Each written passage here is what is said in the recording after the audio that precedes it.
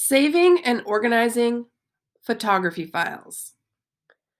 Let's get you organized from the very start. I recommend that you have a Google Drive class folder. For example, maybe make a folder that's called Photography 1 or a class folder named Photography 2 or Advanced Photography.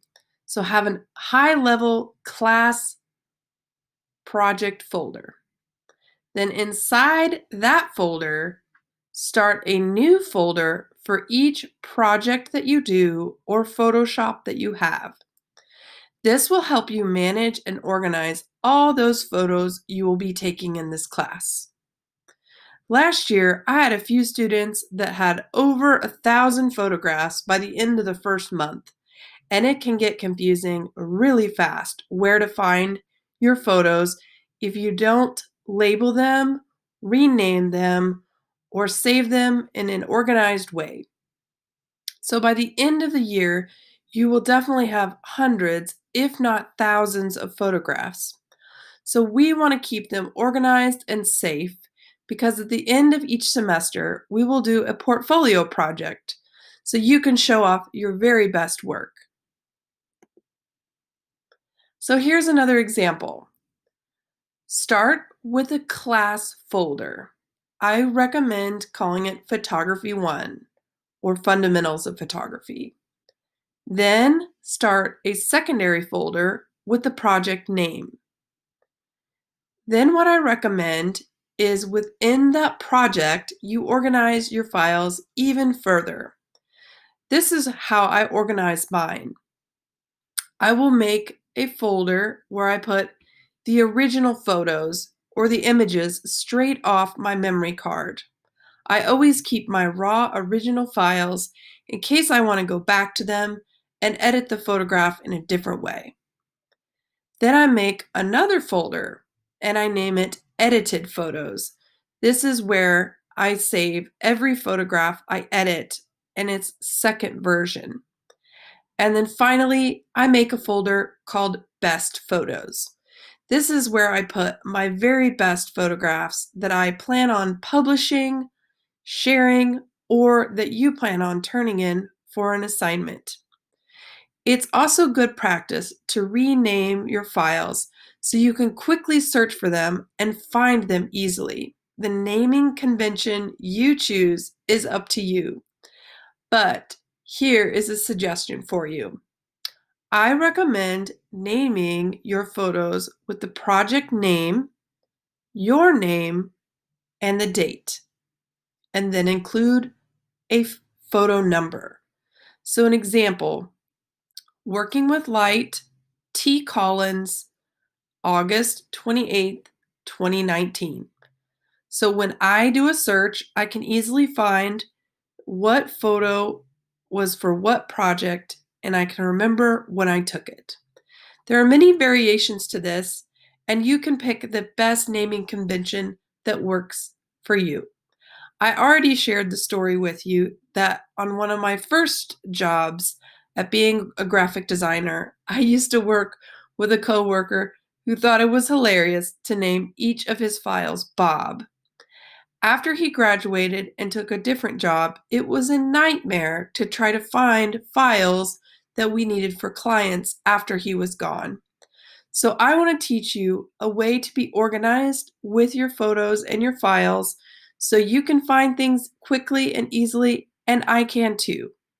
So start with a class folder, then project folders, and get organized from there. Memory card handling tips. Do not remove your memory card from the camera until it has stopped processing your photos and you've turned the camera off.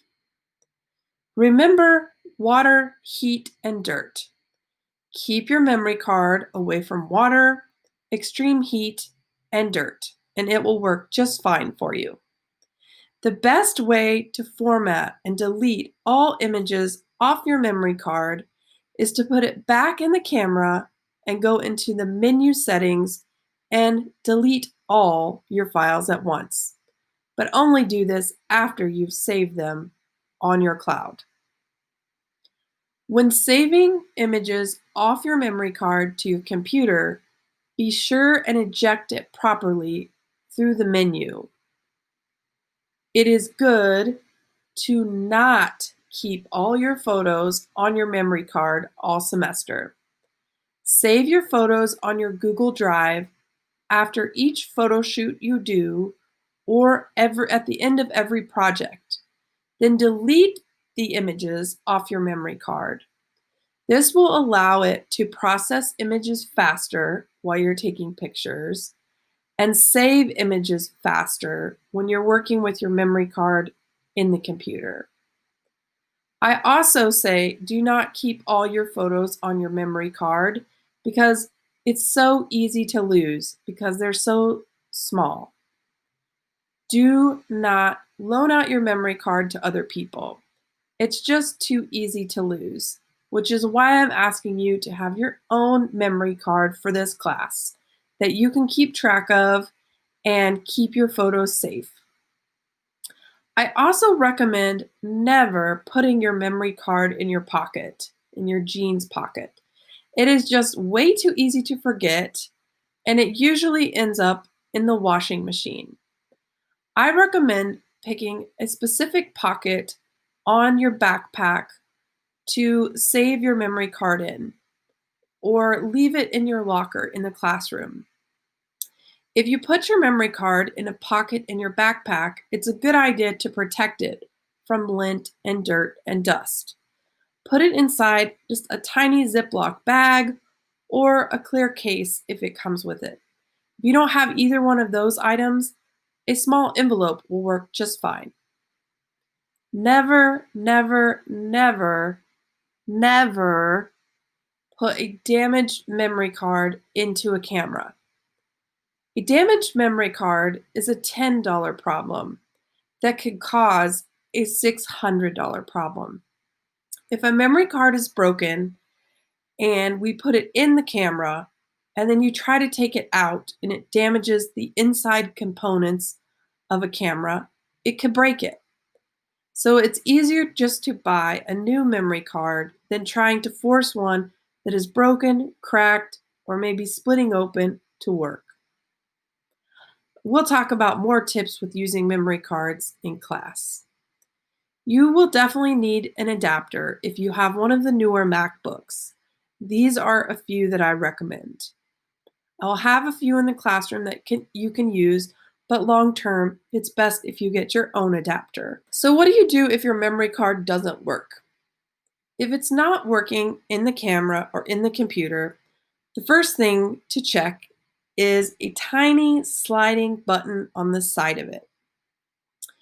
It has a locking mechanism on it, and see if that teeny tiny button has been slid into the locked position. Move that slider button to the unlocked position and try to use it again.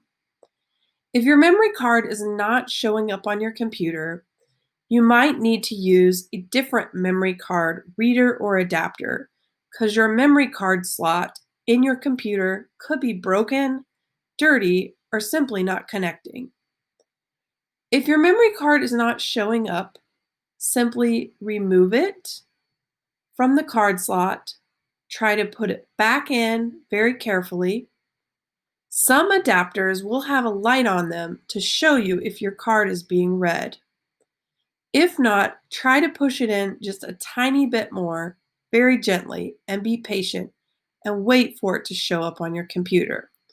If you have hundreds of photographs on your memory card, it will take a while for it to show up on your desktop. If nothing works, look closely at your memory card to see if it's damaged, cracked, or scratched. And we already talked about not putting a damaged memory card into a camera. So that's the quick overview and basics of how to save your photos, how to organize them on your Google Drive, and how to use your memory card. Thanks for watching.